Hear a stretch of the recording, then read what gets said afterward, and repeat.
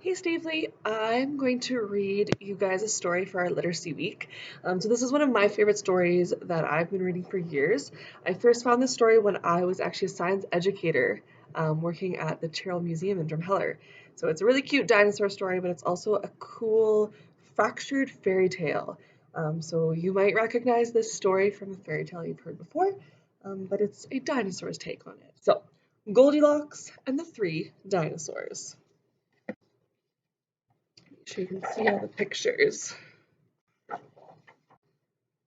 Once upon a time, there were three dinosaurs: Papa Dinosaur, Mama Dinosaur, and some other dinosaur who happened to be visiting from Norway. Home sweet dinosaur home. One day, for no particular reason, the three dinosaurs made up their beds, positioned their chairs just so, and cooked three bowls of delicious chocolate pudding at varying temperatures. "Oh boy," said Papa Dinosaur in his loud, booming voice, "it is finally time to leave and go to someplace else." "Yes," continued Mama Dinosaur, "I sure hope no innocent little succulent child happens by our unlocked home while we're, someplace else."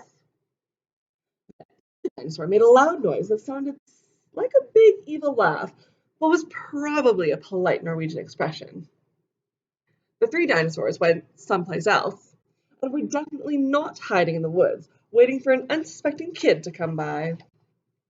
Sure enough, 5 minutes later, a poorly supervised little girl named Goldilocks came traipsing along. Just then, the forest boomed with what could have been a dinosaur yelling, "Gotcha!" But I'm pretty sure it was just the wind. The loud noise was immediately followed by another loud noise that sounded kind of like, "Be patient, Papa Dinosaur! The trap is not yet sprung!" But that could have been a rock falling, or a squirrel. 0.2 miles, a very nice house. Not a trap. Getting closer. Either way, Goldilocks was not the type of little girl who listened to anyone or anything. For example, Goldilocks never listened to warning about the dangers of barging into strange, enormous houses. So, soon as Goldilocks came across a strange, enormous house, she barged right in. "Welcome." Tee-hee. Inside, Goldilocks immediately smelled the three bowls of delicious chocolate pudding. "Mmm," said Goldilocks. "That chocolate pudding smells delicious.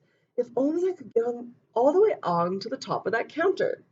Then Goldilocks noticed a very tall ladder that just happened to be there and certainly wasn't left on purpose. Goldilocks climbed up the ladder and found herself face to face with three gigantic bowls of pudding. The first bowl of pudding was too hot, but Goldilocks ate it anyways, because, hey, it's chocolate pudding, right? The second bowl of chocolate pudding was too cold, but who cares about temperature when you've got a big bowl of chocolate pudding? Not her. The third bowl of chocolate pudding was just right, but Goldilocks was in such a roll by now, she hardly noticed. Soon, Goldilocks was stuffed like one of those delicious chocolate-filled little girl bonbons, which, by the way, are totally not the favorite thing in the whole world for hungry dinosaurs. Tired and groggy, Goldilocks noticed three chairs in the living room, so she climbed down the ladder and walked into the kitchen. The first chair was too tall. The second chair was too tall. But the third chair was too tall. Goldilocks wasn't going to climb that high just to sit in some chair, so she hiked over to the bedroom. When she got there, Goldilocks noticed that the beds were also gigantically big. "What is going on around here?" she groaned. The exhausted girl. "The bears that live here must be nuts." Just then, the room filled with a loud, booming noise that was either a passing truck or a dinosaur gloating. "A few more minutes and she'll be asleep. Delicious chocolate-filled little girl bonbons are yummier when they're rested."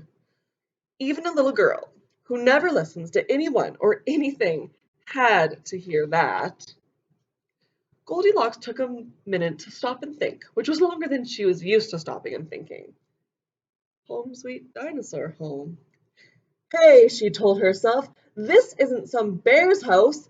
This is some dinosaur's house." Say what you will about Goldilocks, but she was no fool. As quickly as she could, she ran to the back door and got out of there. Wipe your talons.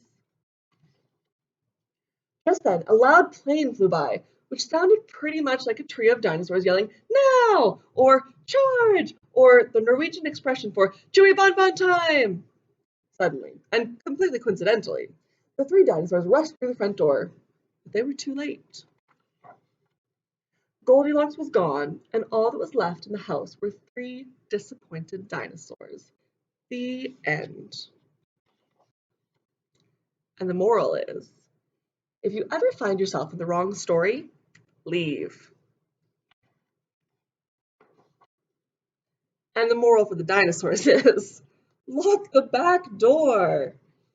Otherwise, they could have had a snack. Oh, that was Mo Williams, Goldilocks and the Three Dinosaurs.